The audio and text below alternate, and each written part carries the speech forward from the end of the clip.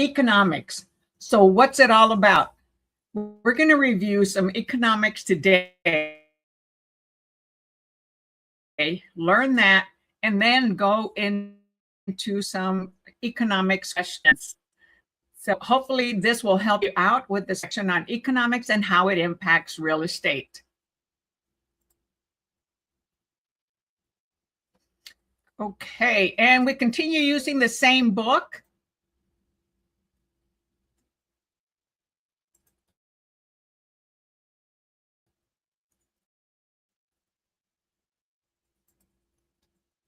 I'm trying to show you, and as I've always mentioned, it is in about 38 to 40 different states, and each book for the states have the national information. This one in particular has national, explains it all, and it also then has Texas questions. So both national and questions, you buy this book, there's the link in the description below, and it'll help you with your state questions.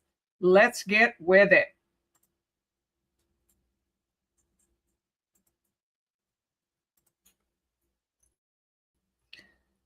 So economics. Economics has a major impact. You know, it impacts the pricing, it impacts, the location. So you're going to see how economics impacts real estate, stock market, and a lot of other things. So in economics, if you've ever taken a course in college, it talks about the supply and demand, because that's what makes economics world turn. Supply and demand. If there's too much supply, the demand will be low, prices go down. So the quantity of a product or service available for sale, lease, or trade at any given time is the supply. Now the demand, so that's, how much real estate is on the market, whether it's for sale, for rent, for investing, and that has an impact. The economy, the status of the economy then also determines some of how the pricing for real estate is impacted. So the demand, the quantity of a product or service that is desired for purchase, lease, trade, or at any given time. So the demand is when buyers want to buy. If pricing is low and the supply is low, then the demand is high. If the supply of real estate, if there are too many homes on the market, too many supplies, a lot of building, then the demand from the buyers is going to be low. So it's a curve. It goes up and down, up and down. That's what history has shown. Now, supply, demand, and price. So real estate supply is property value for sale or lease, measured in dwelling units, per square feet, or per acres if it's property out in the country. That's real estate supply. The demand is property buyers and tenants wishing to acquire, measured in households, square feet, and acres. So the interaction of supply and demand,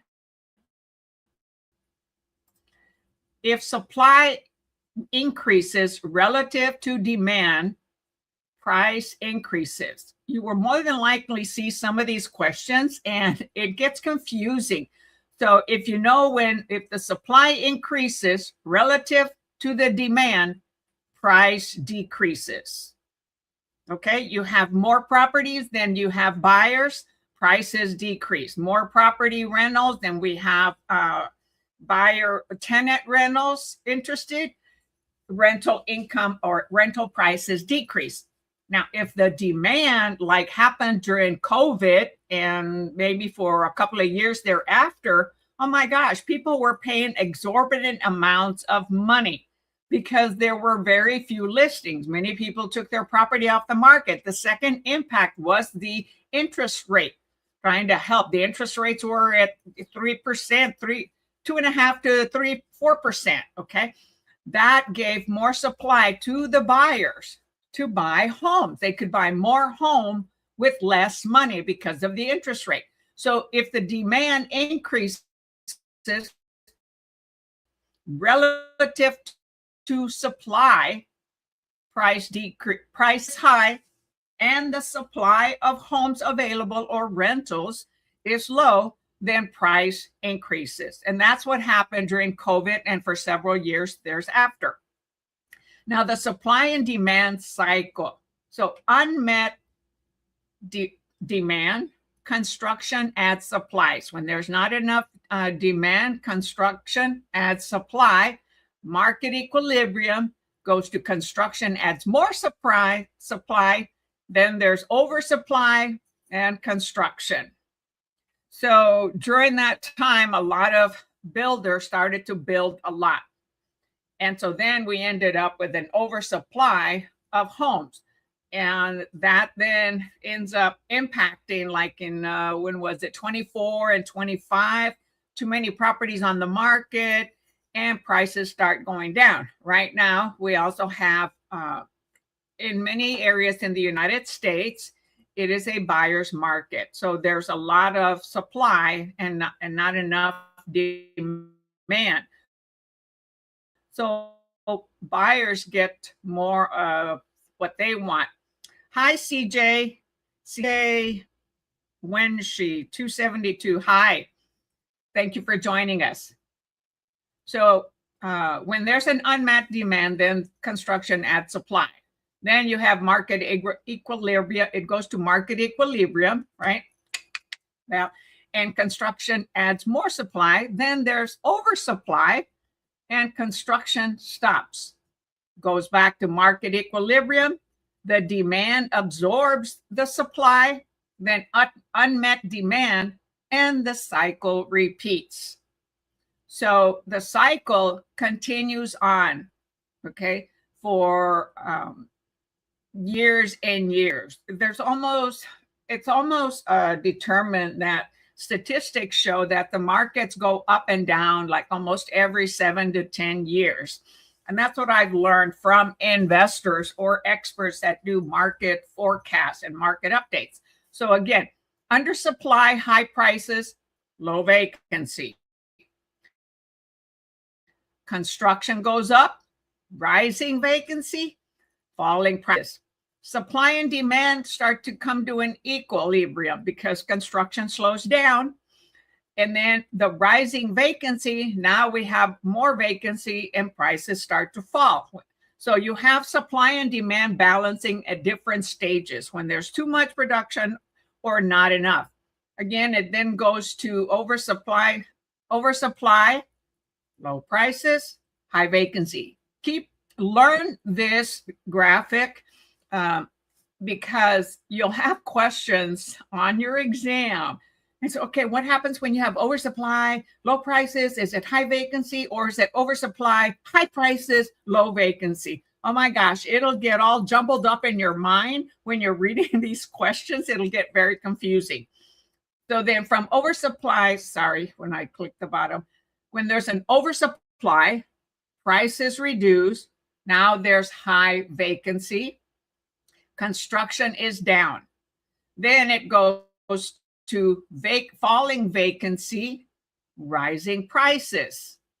Okay, because now people, when the prices were low, people started to rent or sell or buy, right? So now we have lower supply. Then we get again to supply demand equilibrium. Equilibrium, it's when it's balanced, okay?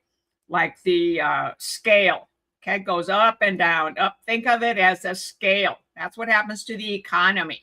So equilibrium, it's equal. All right, Max, check-in time. Falling vacancy, rising prices. So no vacancies available, either rentals or homes. So the prices start to go up. And that's what happened during COVID, and 2 or 3 years after, then it started to change. So what factors influence supply and demand? Cost, availability of financing. During COVID, oh my gosh, financing was awesome because there was 2.5% to 4% interest rate.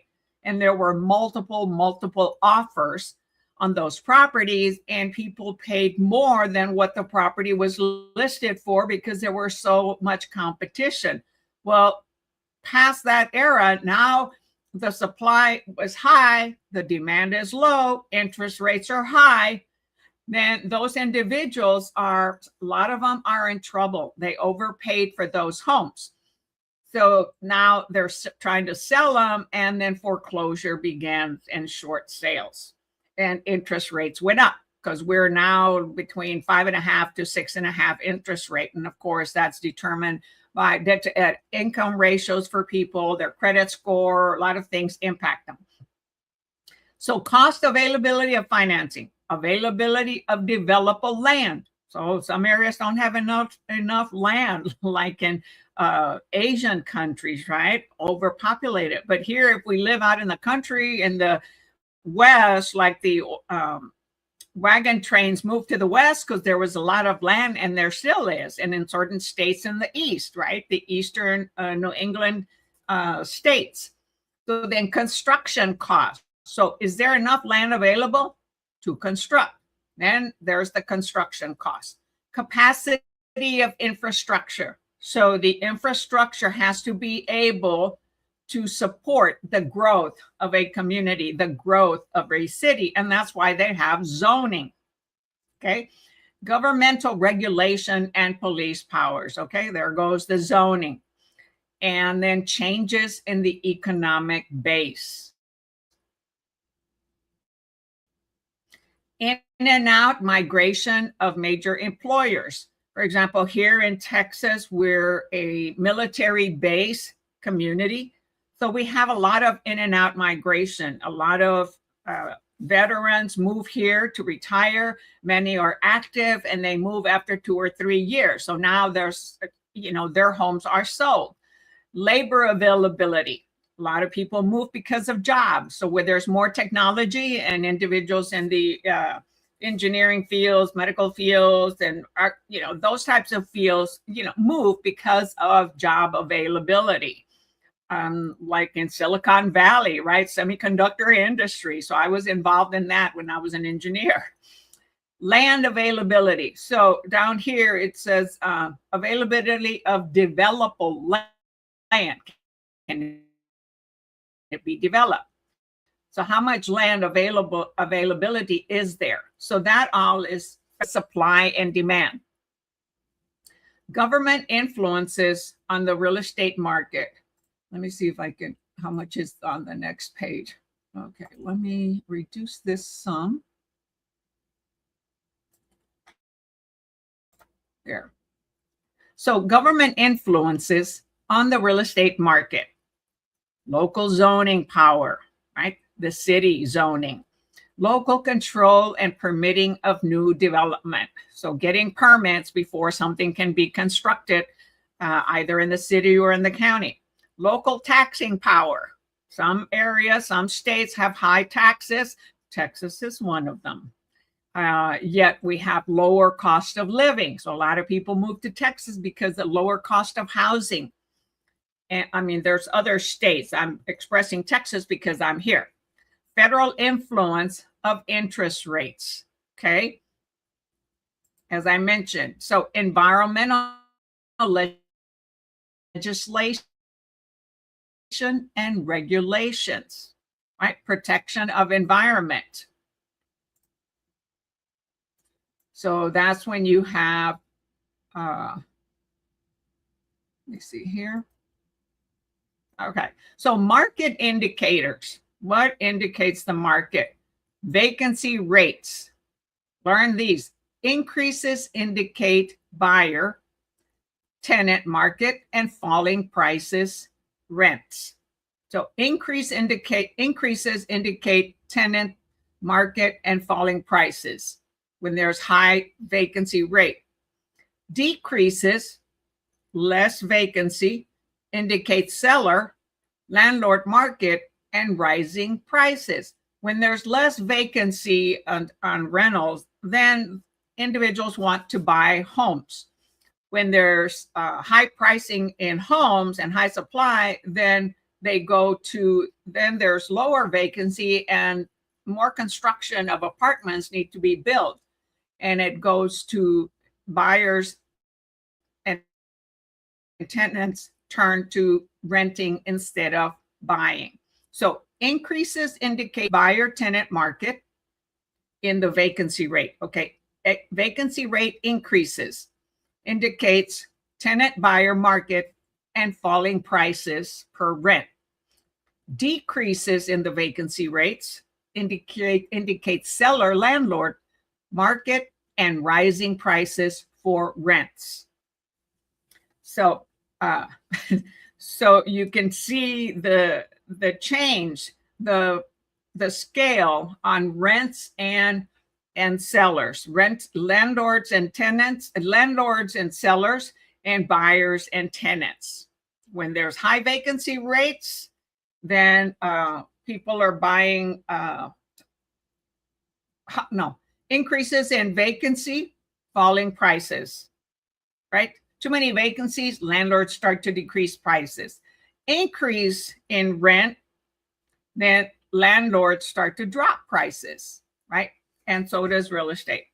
Building permits. Increases indicate declining vacancy, increasing construction. So when there are more building permits being requested by builders, developers, that indicate a declining vacancy. Increases prices and constructions, not enough homes available. In some areas, some cities, like here in San Antonio, the government is providing money to property owners that they could add a little casita, an additional dwelling on their property when the zoning is typically for one home. And why is that? Because there is not enough vacancy. There are not enough homes available or home rentals. And so then we have an influx of street people, individuals that don't have homes, and start suffering. So the government starts putting things like that into place to provide. They have to meet requirements, okay, in order to get funding to be able to build on their property when it is a single home. So prices increases indicate rising demand or declining supply or both. So remember, when prices increase, that means there's a high demand and not enough homes on the market. When the prices decrease, it indicates a falling demand, not enough buyers or not enough tenants, and or rising supply or both. It just depends. So economics impacts all that. Okay, so that's what I was going to review first for economics. And now we're going to go into some questions. So let me transition into some economic questions. And so I'm hoping this kind of helps because you get a little review of the topic and then questions pertaining to that topic.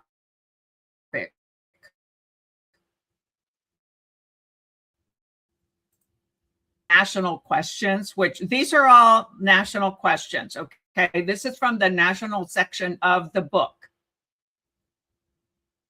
All right, here. So now we're going to do some national economics questions. Oops. We're not going to get to the appraisal. We're only going to do economics. We'll do another session, which we go into reviewing appraisal and then appraisal questions. Okay, so here, 6.1, because this is the test 6 on the national section of the book.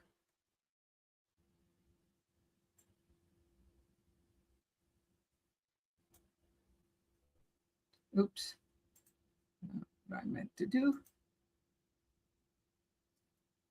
Gee. I goodness, it's going to get really small here. So let me make this narrower.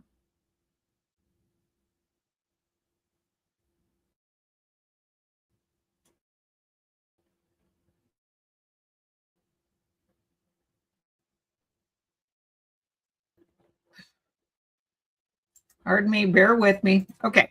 Question 6.1, dealing with economics, national economics questions. Okay. If the price of an item is increasing, one can usually assume that what? If an item price is increasing, one can assume that A, demand for the item is decreasing in relation to supply of the item. B, forgot to share. Okay, economics no appraisal today. So if the price of an item is increasing, one can usually assume that, based on what we just reviewed, when something increases, the other side decreases. A, demand for the item is decreasing in relation to supply of the item. Demand for the item is increasing in relation to supply of the item. C, supply of the item is increasing.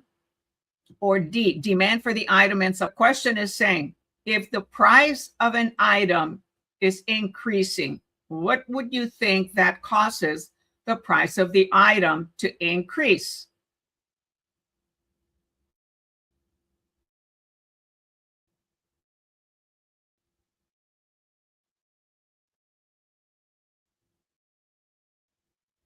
So the answer here is increasing in relation to the supply of the item.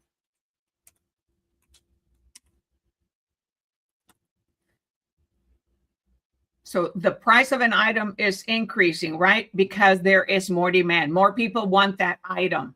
So the price starts to go up in relation to the supply of the item. Not enough of that particular item, so the price goes up. 6.1b.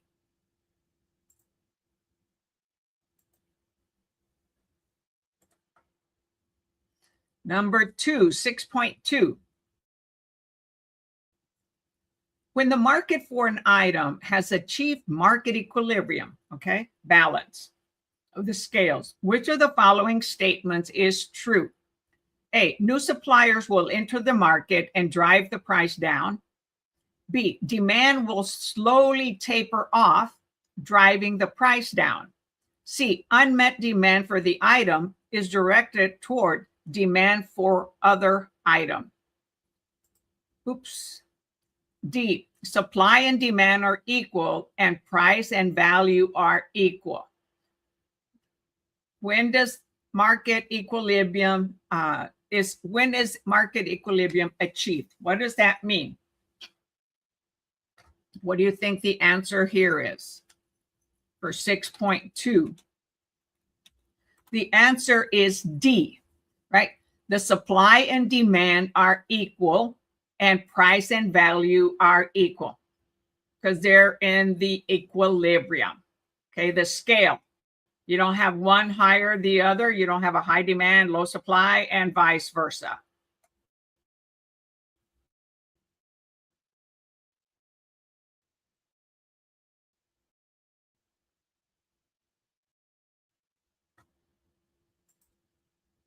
Number 6.3.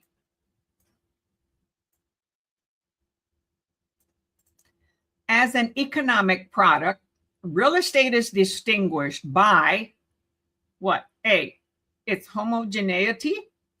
B, its variety. C, the uniqueness of every parcel. Or D, the ability to appreciate in value. As an economic product, real estate is distinguished by, is it homogeneity?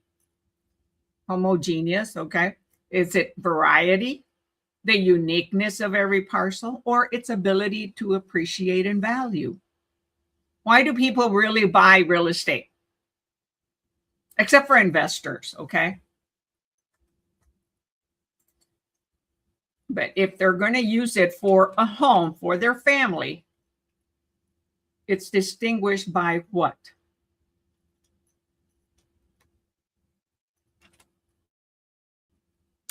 The answer here is 6.3C.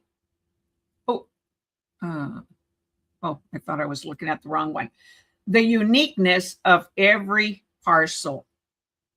Okay, the uniqueness of every parcel. We want something unique, something different. Now, there are developments that we call cookie cutter types of homes, that they all look the same. And that works for some people as starter homes or even as middle homes for their family. They've got to have a roof over their head for the family. That is priority for most families. Okay, number 6.4. The city of Stevensville has declared a moratorium on new construction if demand is increasing. Okay, think demand is increasing. More people want it. What will be the likely effect of real estate prices in the area? A, prices level off. B, prices continue to follow the trend that preceded the moratorium. C, prices fall. Or D, prices rise. Remember, there's a high demand, not enough supply. So what do you think happens to the pricing? Not enough sellers on the market, more buyers on the market. What do you think happens to the price in that area? The prices rise, right? So if demand is increasing, 6.4 is D, it's increasing, and a moratorium slowly slows supply, demand will begin to outspace supply, forcing prices to rise as the product becomes scarcer in relation to demand. Yes, very good, Max. Okay, on the previous question here, I want to explain a little bit about the uniqueness of every parcel. So in comparison with other economic products and services, real estate has certain unique traits. Traits of real estate include inherent product of value, uniqueness of every property, demand must come to the supply, illiquidity, slow to respond to changes, and a decentralized local market. So that's the economic product. Real estate is distinguished by its uniqueness of every parcel. So just wanted to go back and mention a little bit. Yeah, so Max is letting us know that he rescheduled his exam so he can study a little bit more. So he's got another week. Okay, so we just did number 4, correct? Yes. And thank you for all of those that are here. I greatly appreciate it. And I hope that this is helping you prepare for your exam so that you can pass it on the first or the second time. In Texas, we have 3 times. I'm not sure in your state if you're here from other states, like Max is from North Dakota. Okay, number 6.5.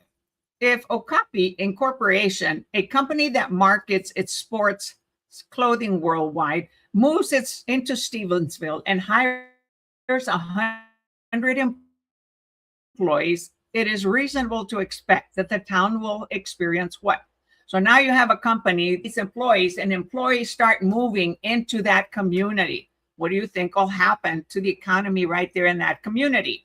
A, an immediate rise in the demand for industrial real estate, but no changes in the real estate market. B, an increase in demand for all types of real estate. C, a housing boom, but no other changes in the real estate market. Or D, an immediate increase in the prices for industrial and office real estate, but no impact on the residential market. So you've got employees coming into the area, right? So they need to do what? They need to buy homes, right? So the answer here is 6.5B, as in boy. An increase in demand for all types of real estate. whether being purchasing condos, townhomes, rentals, all that. It could even be land. They might have an RV, or a manufactured home that they buy and put in a piece of land. So all types of real estate. That's why it says that, because it won't be just one type. Families like different types of properties. We all like different types of properties, right? Depends on our financial situation and position, and whether we own a home in another place and our family can't move yet. So we might have to have 2 locations. Okay, 6.6. What is absorption? Like a sponge, right? A sponge absorbs. So what does that mean in real estate? A, the amount of new space that is added to available space over a period of time. B, the number of houses that are built over a period of time. C, the amount of space that is occupied at any given time, the number of available units that become occupied over a period of time. So if you have a sponge and you have a lot of water up here, right? So the sponge is going to be able to absorb a certain amount, right? So how does that relate to absorption in real estate? The answer here for 6.6 is D. The number of available units that becomes occupied over a period of time. So when there is a buyer's market, there are more homes in the market. It'll take more months for those homes to get absorbed because there's a high supply, low demand of buyers. Buyers get their way and have choices. So the absorption rate is low.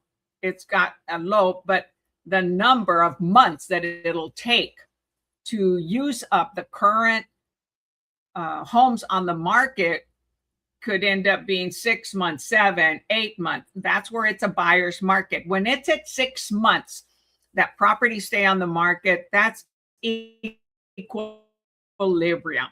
Anytime the market has less than 6 months of inventory, MLS, that means there's on a seller's market. Sellers have the advantage. When it's over 6 months of inventory, lots of inventory, then the buyers are the one that have the upper hand because it's taking longer to sell those homes than when there is a low supply of homes.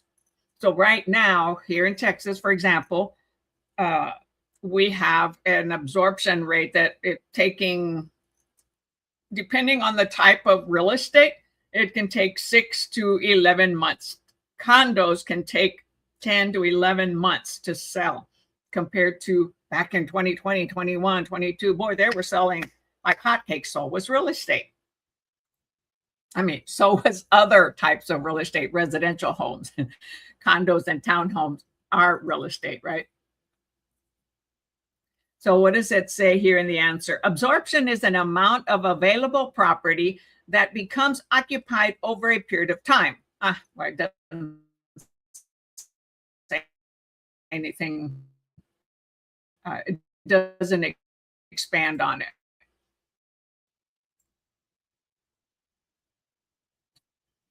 Number 7. Everybody doing okay? Nobody is participating. I invite you to participate. Type in the question number and the letter answer.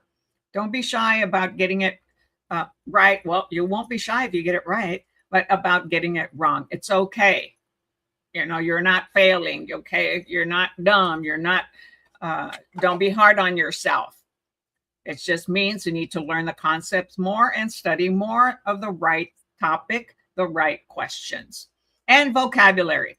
So 6.7, when the vacancies are declining in a real estate market, it is common for the market to experience A, rising prices, B, falling prices, C, falling construction activity, or D, falling absorption. When vacancies are declining, so there are less homes or rentals or homes for people to live in, right? So the supply of homes is low. So how does that impact the pricing? It is common for the market to experience what? A, rising prices. Okay. If you go back to, well, I'd have to go far back. You can go back to the beginning of the video if you replay it, where it talks about vacancy declining, demand increasing, that type of thing. What is the market experience? So in this case, it's rising prices. So when within the business cycle of real estate, as I mentioned, it could be 7 to 10 years, goes up and goes down. Whatever goes up goes down. It's a bell curve, okay? Like a bell curve. It goes up, it peaks, and then whatever gets to the top is going to come down. Whatever goes to the bottom eventually is going to get back up. So within the business cycle of real estate, declining vacancy indicates a combination of increasing demand, which fills up supply, which in turn decreases. Supply decreases. As space becomes scarcer, rents for available space increase. Thank you, Max. Glad you're doing all right. Number 8. The price for any product is a function of 4 fundamental determinants of value. These are, and sometimes I struggle with talking because my contacts get dry, so excuse me. So the price of any product is a function of 4 fundamental determinants of value. These are A, durability, feasibility, mobility and location, or B, design, recognizability, promotion and rebate, or D, fungibility, cost, convenience, and uniqueness. The price for any product is a function of 4 fundamental determinants of value. So different things determine the value. You are correct, Max. It's 6.8, B as in boy. Desire, what do people desire? The utility, how they're going to use it. The scarcity, if there's enough or not enough. And purchasing power. How much power do they have to buy when interest rates, right, are hot or low? There's high purchasing power. So 4 fundamental determinants of value: desire, utility, scarcity, and purchasing power. So DUSP, DUSP. I don't know, sometimes it creates an acronym.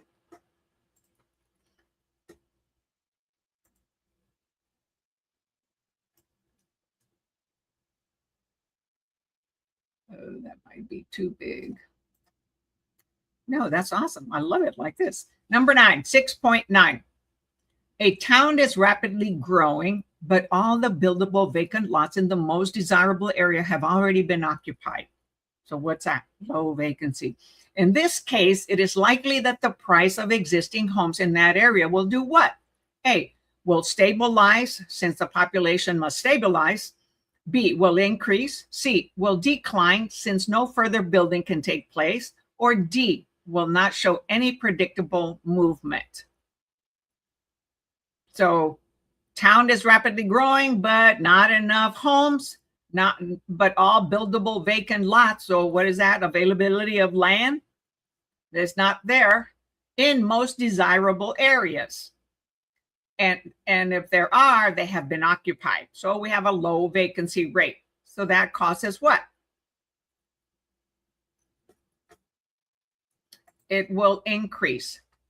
Prices of existing homes in that area will increase. So individuals that wanted a brand new home may have to wait for another time, purchase later, or buy an existing home.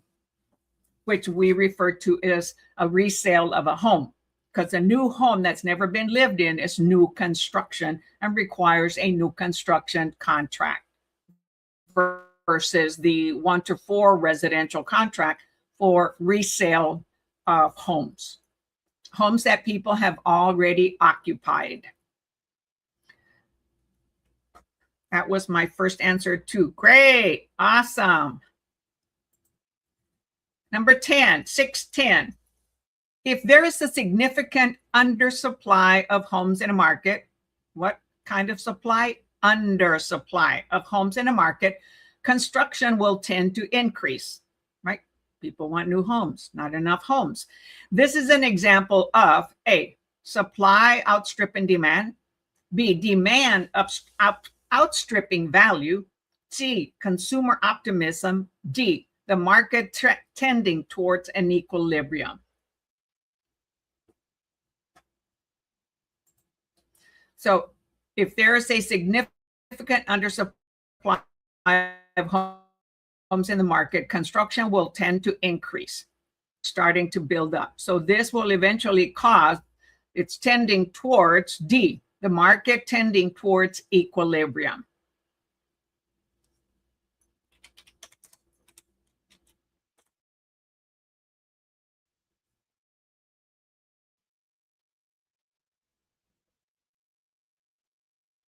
That are here have been studying and are familiar with information. If not, hey, it's new to you. You're going to be learning it, and it'll help you when you go back to study your books.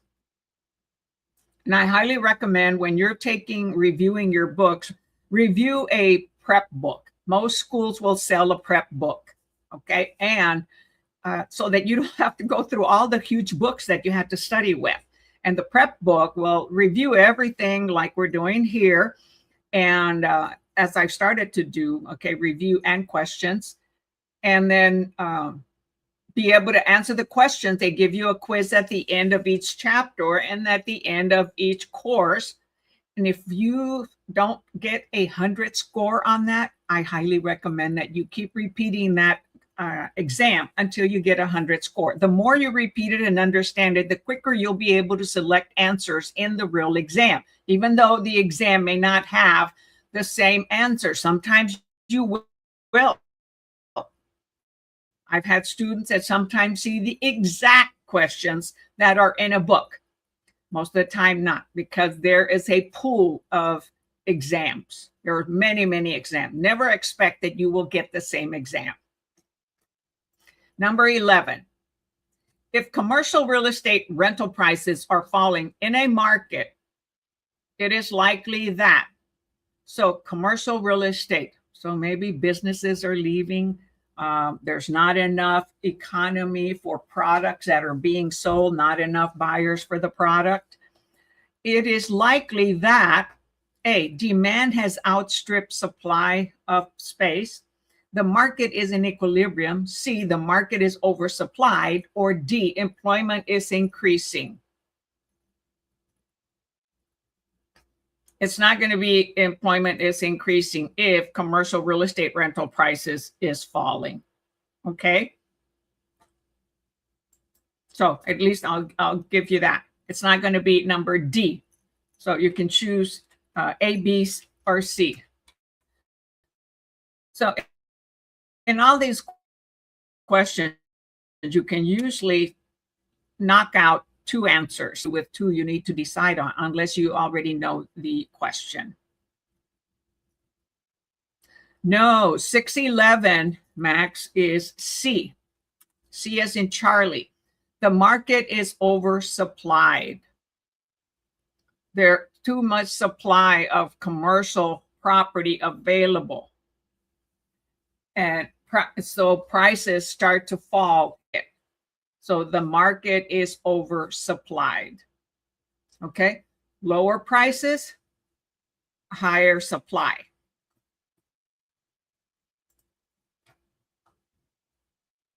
Keep thinking about the scale. One goes up, the other one goes down. Okay, when the supply goes down, the demand goes up. The supply goes up, the demand goes down. Okay, so think of a scale. One goes up, one goes down. So if there's a falling in market,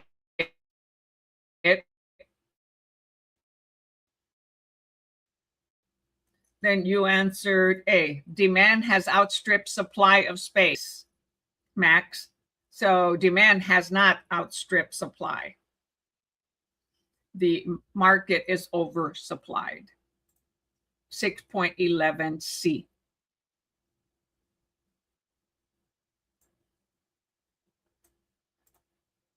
Number 12. A construction boom in a market is an indication that prices are doing what? A, have been increasing. B, have been declining. C, have been in equilibrium. Or D, have exceeded supply. So if construction is in a boom in a market, it is an indication that prices are what? Have been increasing. So 6.12 is A, have been decreasing. A rise in prices is a market signal that there is an undersupply.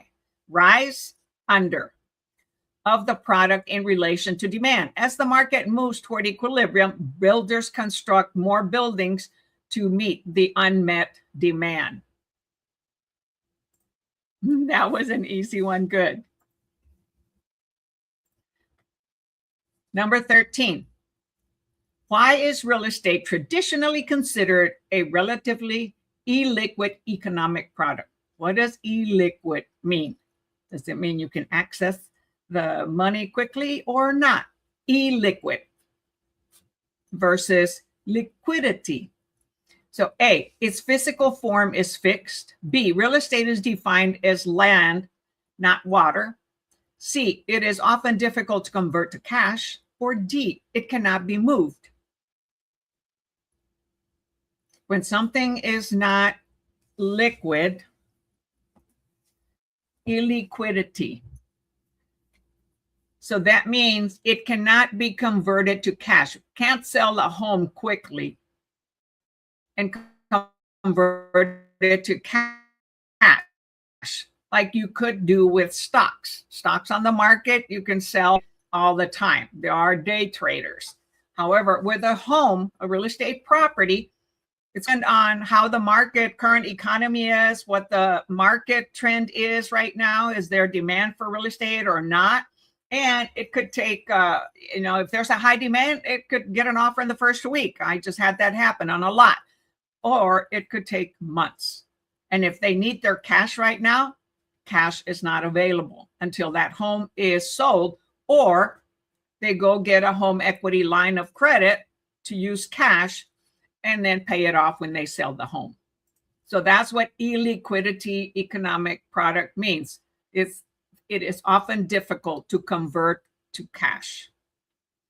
There will be investors that'll buy something that's really worth it but pay a lower price, and a seller may take it. Companies like Open Door, people that are in a rush to sell,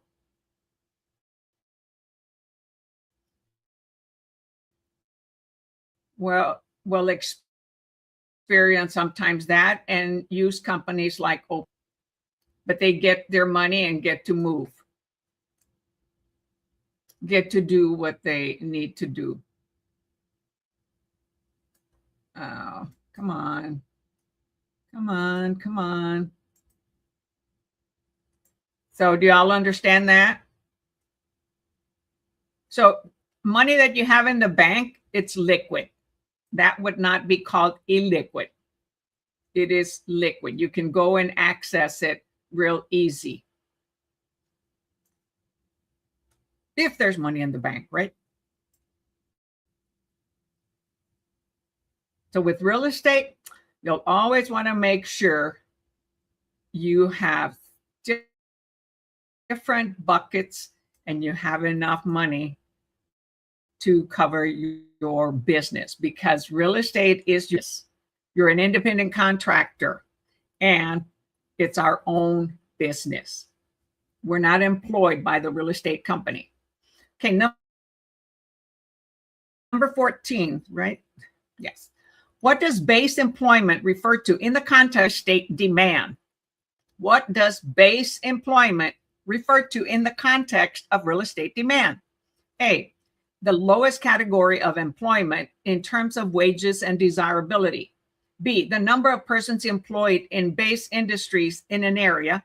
C, the number of persons employed on military bases in an area. D, the labor pool availability for employment in all industries in an area. Okay, be careful for little words like all, or because it says base, you get tricked in using military bases, right? And then what other things might I point out? So D would not, because it says in all industries. So what does base employment refer to in the context of real estate demand? 614 is B, the number of persons employed in base industries in an area. So certain companies have lots of employees, persons in certain industries, electronics, trucking, plumbing, or car, auto, airplane, that type of thing.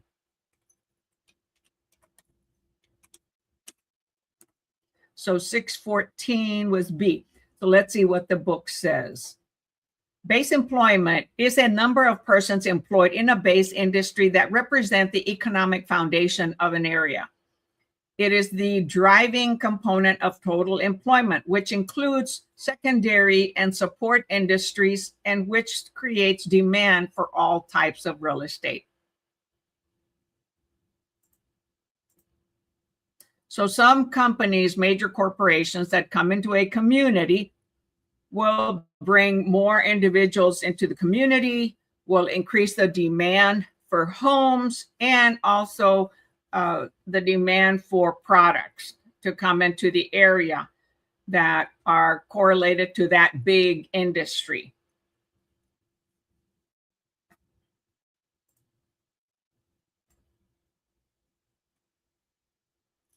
I keep forgetting what number I'm on. Number 15. What is vacancy in real estate market economics?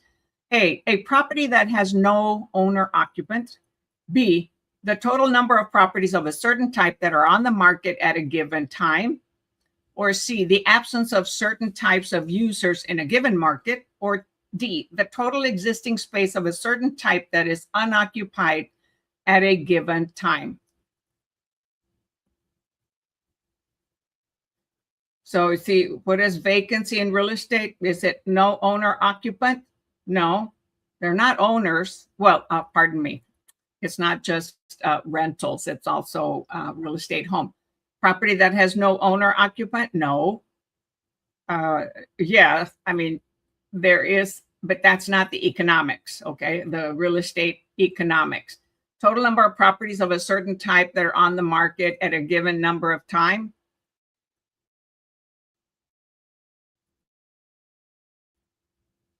No. C, the absence of certain types of users in a market? No. D, the total existing space of certain types that is unoccupied at a given time. So vacancy means it's unoccupied. Okay, even though no owner occupant, that would mean unoccupied, right? But the thing here, it says a property. So it's not just a property, it's the total existing space of a certain type that is unoccupied at a given time, not just single one property. B had a total number of properties of a certain type that are on the market. No. And they're talking about maybe absorption rate there. Oops. 615. What, 615 was D. You answered B. You misread. Yeah, so B, total number of properties of a certain type that are on the market at a given time. None. Okay. And then this one, total existing space of unoccupied at a given time. That is vacancy in real estate market economics.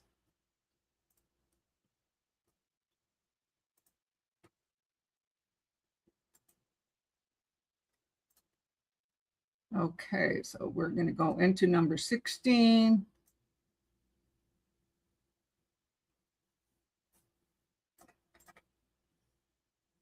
That didn't work.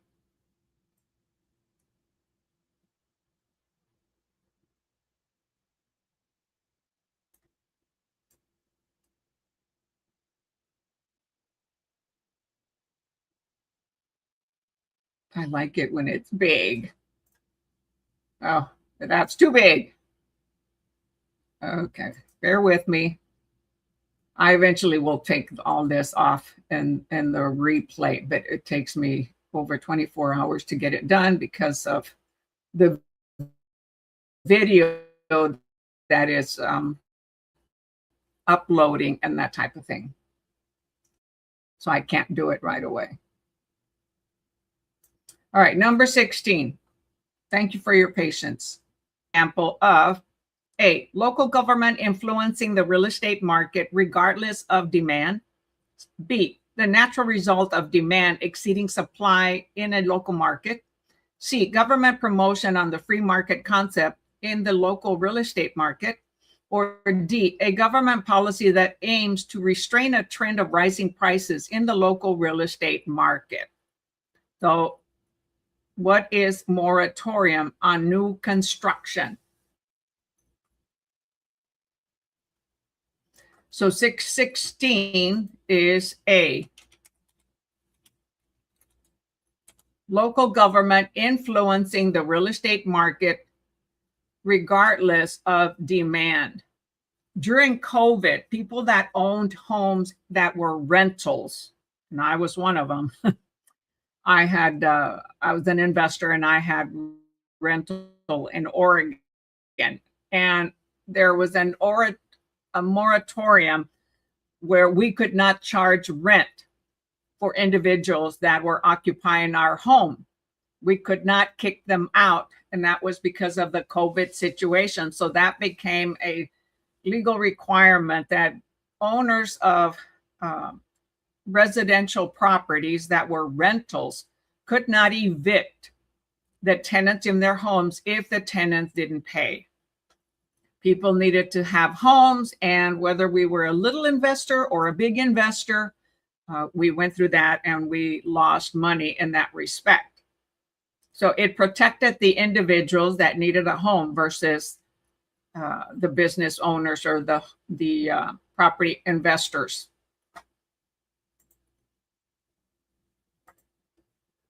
I still made money on the property when I sold it. However, I did lose. My partner and I, my business partner, we lost money for 9 months during that time. Gee, now that I wasn't needing that one, I get the right size. So many things impact. 617. Of the following potential influences on a local real estate market, which one would be considered local rather than regional, national, or global? Oops, let me take that off. A, changes in money supply. So the question says, which one would be considered local, right there in our community, in the city, versus regional, national, or global?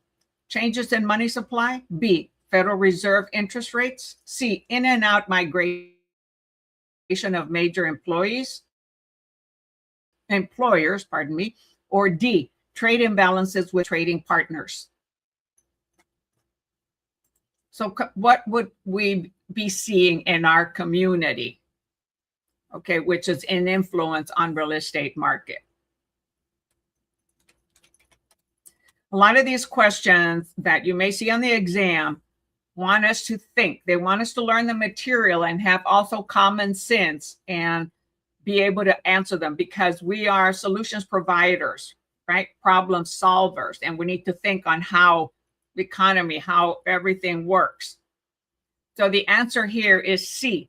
In and out migration of major employers influences a local real estate market. And that is considered local, right? Because the major corporation or major employers are there in your community. So the answer 617 is C. So I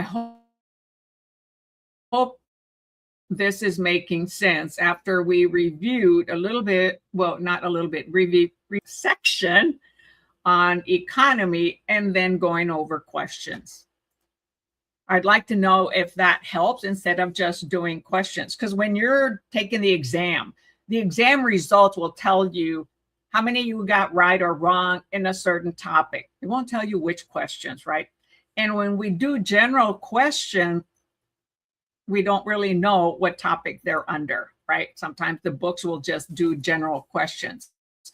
And I do them by the section, but I haven't been saying, hey, these are all considered this type of question. And now I'm doing that. There is 618. There is a lot of new construction going on in town of Florence. Which of the following would be most likely be the immediate effect on the real estate market? A, demand increases and prices rise. Okay, that's one of those crazy ones. So there's a lot of new construction going on in town of Florence. Which of the following? So you have a lot of construction. What causes construction? Not enough homes, right? So which of the following would most likely be the immediate effect on the real estate market? A, demand increases and prices rise.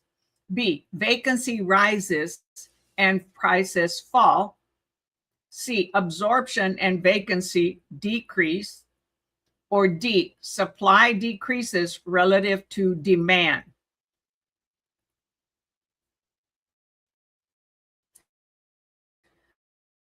So new construction going on in town, right? So B, the immediate effect is vacancy rises and prices fall because there's not enough construction of homes. There's not enough homes on the market, be it rental or residences. I'm sorry, the other way around. Vacancy rises, meaning there's more available when new construction is going on and there's more building, there's more available on the market, and prices fall. See how easily we can translate that information? Vacancy rises, you mean you have a lot of more vacant homes. So now they're going to build. So that's the effect. They're building because, I'm sorry, they built a lot, and that increased the fact that there's a lot of availability of homes out there, new ones and resold ones. So now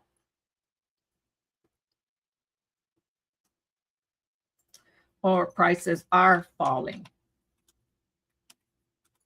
So when you don't know an answer to a question like this and it gets confusing, like it just happened to me, flag it to review it and come back to it later in the exam. You have the opportunity to do that. Don't spend a lot of time on a question. Most of the time you have 1 minute per question, 1.5 minutes. So there is a lot of new construction, a lot of new homes. What's the effect? There's a lot of homes available. Vacancy increases, prices fall because the demand is less than the availability. Number 19, what kind of real estate users are most concerned with neighborhood quality access to services, property amenities, and quality of life in their demand for real estate. A, retail, B, office, C, industrial, or D, residential. Who cares about the location of a property, access to convenience, shopping, schools for their kids, distance to work? Is it the retailer, the offices, the industrial businesses, or is it residential? Individuals living in homes that care about all those. The answer here is 619D, residential. So access to service, who is most concerned with neighborhood quality, access to services? So right there, neighborhood quality, not the retail, the office, the industrial. Well, sometimes retail because they're going to get more business if they're located in a good area where there's a lot of nice homes, right? Nice, that's accessible to lots of services and lots of property amenities, right? That impacts the retail business.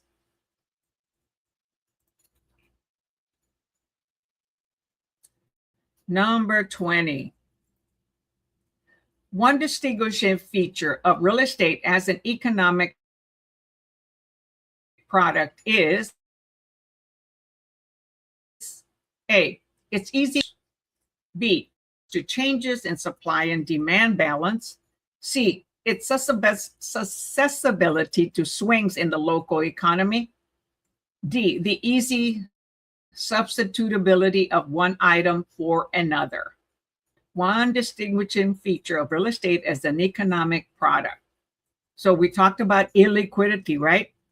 You can't get cash out of a house real fast, right? So the answer here for 620 is C as in Charlie, is the susceptibility to swings in the local market.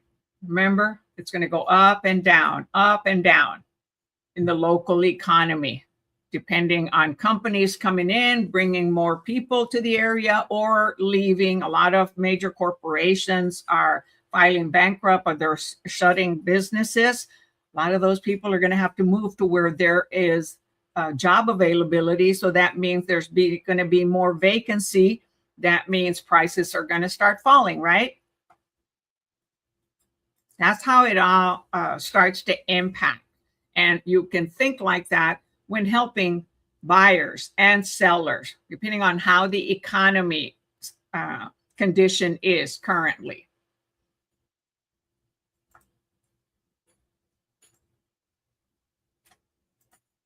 Number 21, Bill Parsons paid $450,000 for a house to operate as a rental property, figuring that he could rent it out at a rate of $2,700 a month. In paying a price based on the property's ability to generate a desired future income, Parsons was motivated by the economic principle known as A, substitution, B, anticipation, C, supply and demand, or D, utility. So he bought that house because he thought he could rent it at $2,700 a month, right? And that's by comparing to others. And so he could rent it that. Right? There's never a guarantee. You base it on comparables. So in paying a price based on the property's ability to generate a desired future income,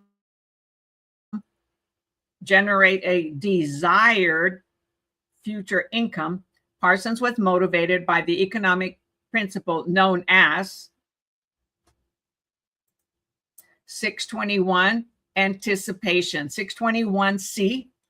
Anticipation. So he anticipated that he could get $2,700 a month for that property that he paid $450,000 based on the current situation, the economy in their area, and comparables. Right? So that's how they determine how to buy a market. They look at also the cap rate, right? So return on investment, ROI. 621A. Oh, darn it. What did I put? Oh my gosh, I put A. Sorry. I need to delete that answer. I said the right answer and I typed the wrong one. 621B, anticipation. So he was anticipating being able to get $2,700 a month. Okay, I think that's all of the economy questions. Yes, so here we're getting to the appraisal. So that's it for economics questions and the economics that we reviewed. So we reviewed the section of economics and then went into economics questions. So let me know after you watch and put a comment if this type of review that I'm doing or video or live is helping better than just selecting questions from a particular section of the book. Because if this helps you understand, hold on. Oh, let me go ahead and share the screen again. I would love to get your feedback if this way is helping. Okay, because the way that I have been doing it is I go to the national practice test, and now I've been putting the subject, okay, in the video description. I think a little bit on the thumbnail. However, sometimes it mixes a lot of questions because there's not enough questions of one, right? So when I've done these, okay, test number 1 or number 2, we've already gone through those. Today we got into number 6. I didn't review, right, the national principles and law key point review. So today we reviewed economics. Tomorrow we will review appraisal and do some appraisal questions. So let me have some feedback of that, you know, after the video or now, and see if this approach benefits you better than how I was doing it before. I'm always looking for ways to improve to help you learn your material. Plus, it also helping me learn, right? So I hope that you enjoyed the session today and that it's helping you prepare for your exam. And if this is your first time to my channel, hey, click that subscribe button and the thumbs up if you found this video useful, the information, and click the bell to alert you for future videos. And now we have the option of doing vertical, so it can be seen on a phone better than on YouTube, because a lot of people watch it on the phone, right? And so now the streaming software that I use, which is called StreamYard, provides that option. Yesterday, there was a confusion from me of the software when I was trying to make changes. And so on last 2 videos, you're seeing my screen real small and maybe some of the information. And excuse me for that. I apologize. That makes it a little bit more difficult for you to see the material, especially if you're on a phone. And the goal here is to make it easy and convenient for you to prepare. And as I've been mentioning, I am transitioning the channel a little bit. And so this is one of them, by getting feedback from all of you that attend on what makes sense to all of you. And also will be creating videos that are pre-recorded for once you start real estate business and for existing realtors on how to organize the business, how to grow the business, what to do first, what to do next, where to spend money, where not to spend money, because you're going to have a lot of sharks coming at you wanting your money. I've been there, okay? I've been in this business full time since 2005. 5 years in Oregon, 5 in South Texas, and 5 here so far, or 6 in San Antonio.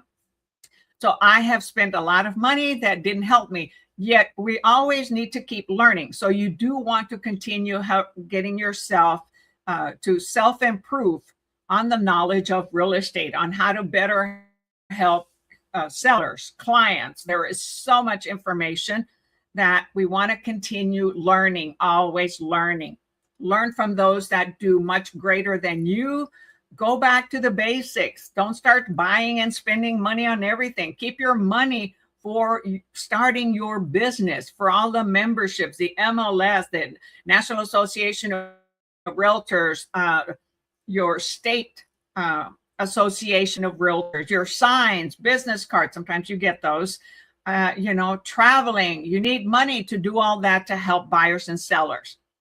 So there are lots of coaches out there, and they charge a lot of money. Some are very good. Others are okay. And I'm also working on developing some simple to learn ebooks or courses that'll help based on my knowledge of how much I have spent on different courses and a couple of coaches.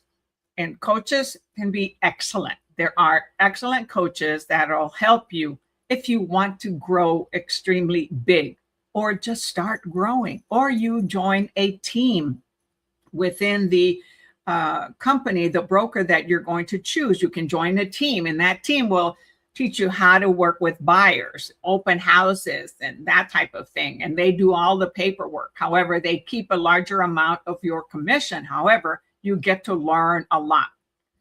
When you start by yourself as a total independent and not in a team, we've got to learn all aspects of real estate, working with sellers, working with buyers, all the legal documents, all the contracts, going and showing. And teams, they have people that work in all the different areas.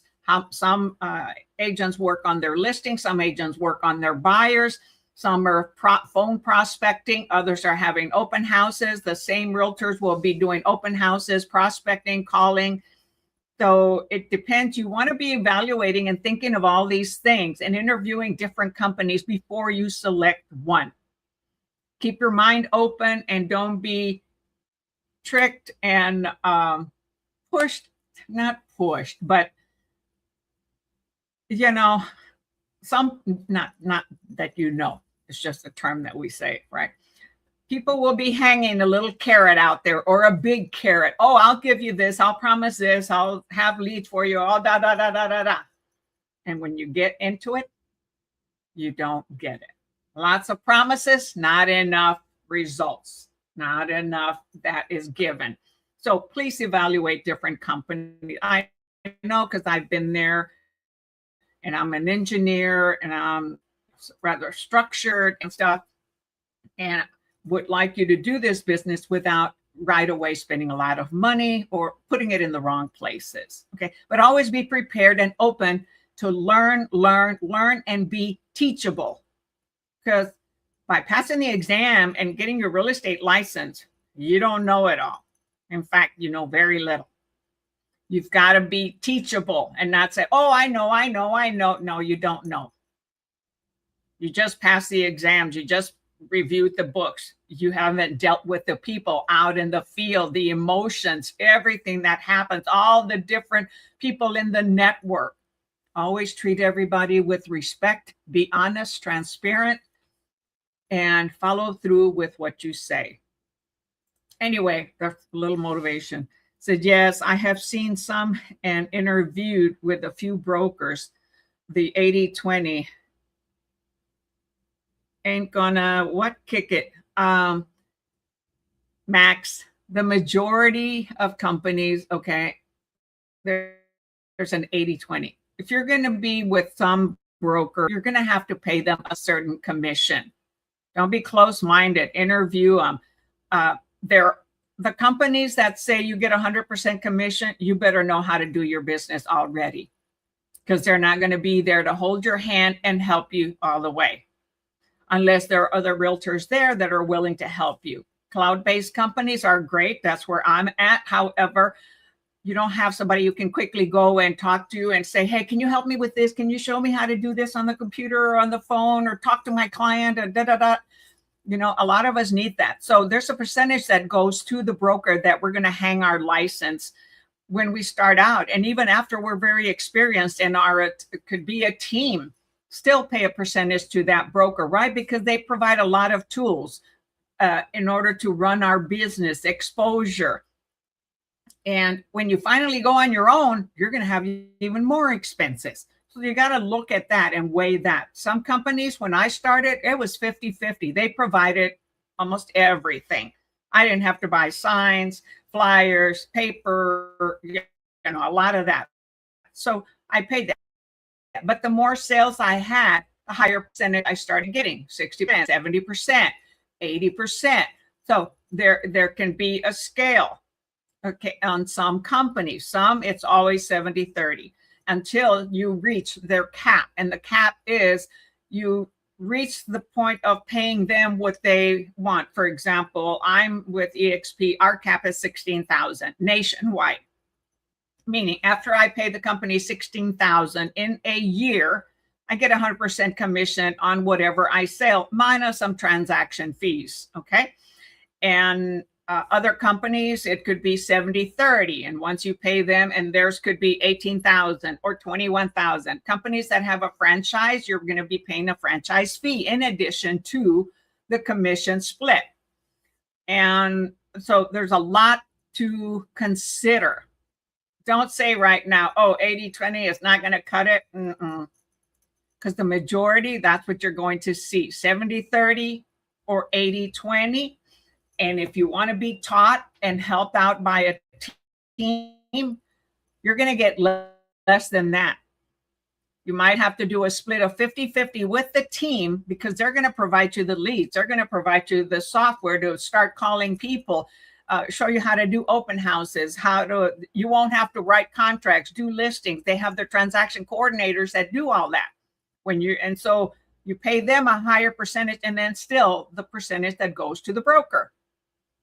So evaluate everything. Many of us, it's very rare that a realtor sticks with one brokerage. Many get lots of promises and choose a broker and go there and then find out, no, this doesn't work for me. Okay, this is not where I want to be. The atmosphere, the other people, what is provided, it's not what I thought or what I was told. So you may move.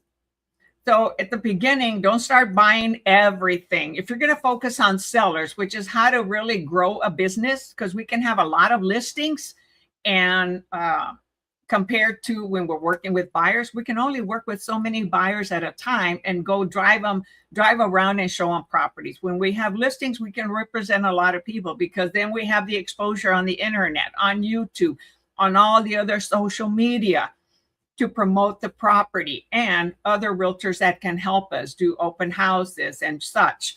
So keep an open mind. Interview different companies. Talk to realtor friends that you know or other realtors. What do they like about that company? Why do they stay? Or why did they move? So I have moved to different companies, but that's because I was an engineer and I was also an investor. I never burned a bridge. All my brokers always said, Lillie, come back anytime you want. I was an investor, and investing makes a lot of brokers uneasy, especially the way that I was buying them. And so I was one of those investors, very ambitious, very driven, that I would put what they call bandit signs throughout the city to attract people that wanted to sell their homes. But anyway, everything I did was legal. That's my way of doing business, honest and legal, doing it all the right way and being transparent and disclosing. So let's see here. If you want to transfer to the broker, do the license get inactive until you find another broker? Yes. If you leave a brokerage, okay, when you want to transfer to another, I would interview someone else and make the decision, then transfer your license.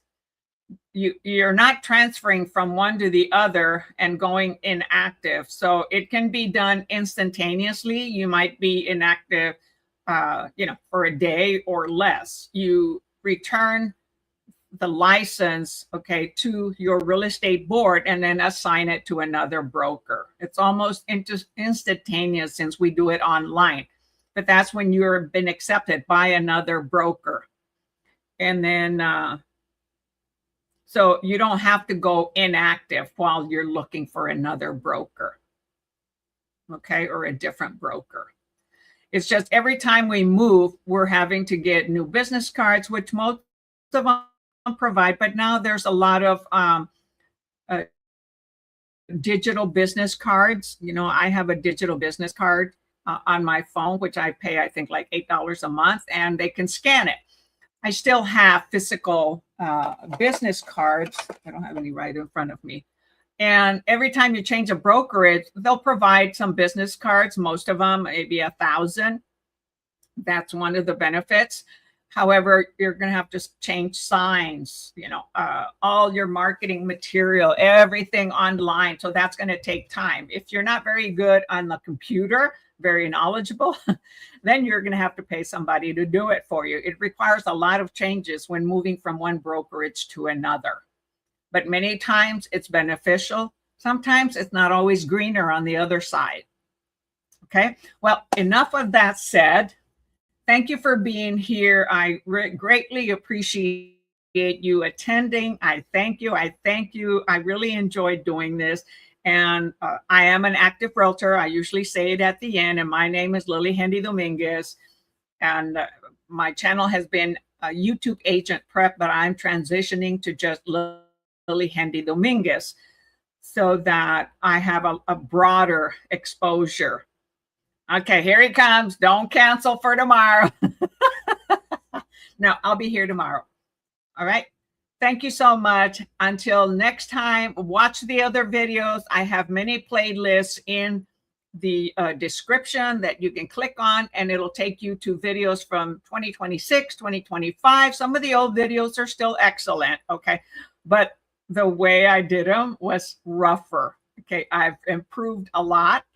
And so, but it's the information of how you're learning, but they're not as good as what I produce now. But I've been doing this since 2020, end of 2020 on YouTube, and stopped for about 2 years. And I used to do it on Facebook, and boy, then that was challenging. Or I did it in person. So I've been doing this tutoring or reviewing to help real estate students since, I think, March of 2014. Okay, it's a breach of contract. Oh, if I don't show up tomorrow? You're funny, Max. All right, so thank you so much. And remember, don't tell anyone that you're a realtor. You cannot discuss representing anybody until you are licensed under a broker. But you can let them know pretty soon, I'm going to be a realtor. And we suing for... We don't have a contract though, okay?